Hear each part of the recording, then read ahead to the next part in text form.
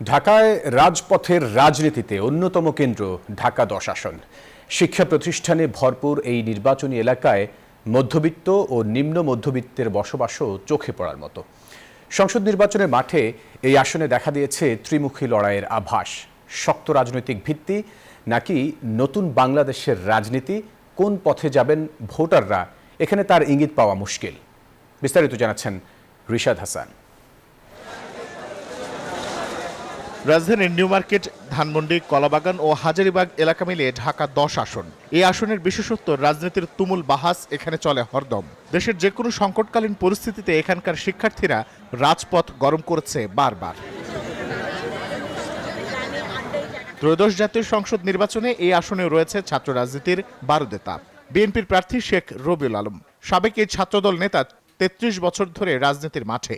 এদিকে জামায়াত ইসলামের প্রার্থী ব্যারিস্টার জসিমউদ্দিন সরকার, সাবেক এই চাকসু ভিপি, দিচ্ছেন শক্ত প্রতিদ্বন্দ্বিতার আভাস।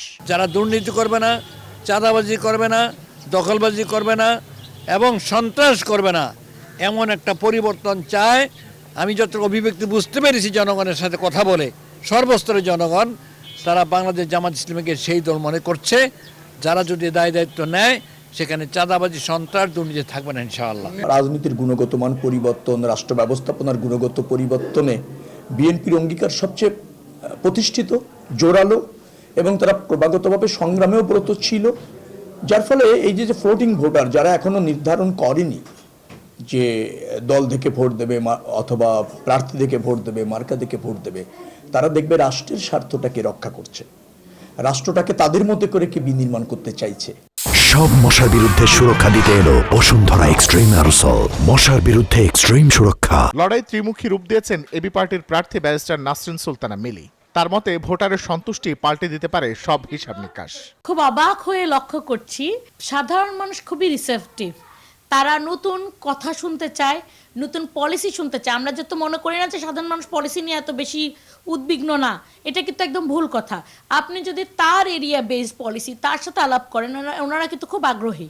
এই নির্বাচনী এলাকায় মধ্যবিত্ত ও নিম্ন মধ্যবিত্তের বসবাস উল্লেখযোগ্য সংখ্যায়, যাদের বেশিরভাগই চাকরিজীবী ও ক্ষুদ্র ব্যবসায়ী, যাদের কাছে প্রতীক বা দলের চেয়ে বেশি গুরুত্বপূর্ণ উন্নয়ন। ভোট দেওয়ার ব্যাপারে যেমন কোন রকমের তাদের ভোটারদের উপরে কোনো চাপ না হয়, কোনো মারামারি জ্ঞানজাম আমাদের দরকার নাই।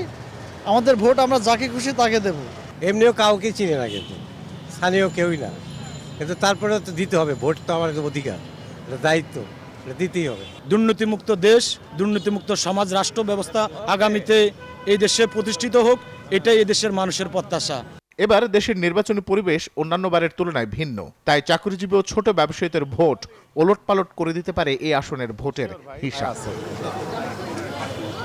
রিশাদ হাসান, নিউজ 24, ঢাকা।